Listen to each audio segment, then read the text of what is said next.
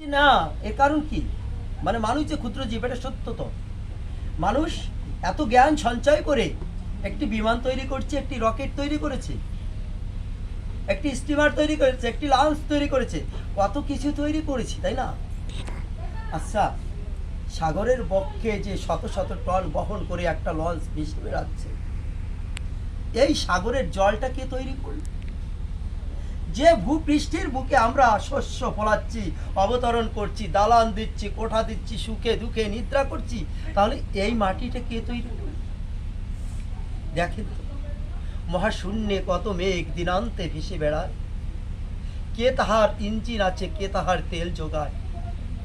একটি গ্রহ পৃথিবীর বুকে আমরা অবস্থান করছি, এই পৃথিবীটি সূর্যের আলোতে আলোকিত হয়, চন্দ্রের আলোতে আলোকিত হয়, তাহলে কোটি কোটি গ্রহ যে মহাশূন্যে তারকার মতো ভেসে আছে, ওই তারকার বুকে কে আলো দিল?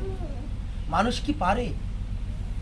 তাহলে অনন্ত বিশ্ব ব্রহ্মাণ্ডের মালিক যিনি, তিনিই তো সবার হৃদয়ে করছেন অবস্থান আত্মারূপে, তিনি ভগবান। তাই বলছি কি, ক্ষুদ্র বুদ্ধি মনুষ্য সীমা নাহি পায়, অনন্ত আকাশে তার আদি অন্ত নয়।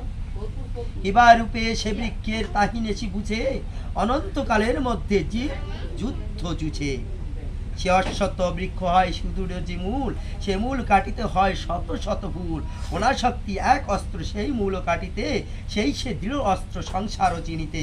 কাটিয়া সে বৃক্ষ মূল সত্যের সন্ধান, ভাগ্যক্রমে যার হয় তাতে অবস্থান।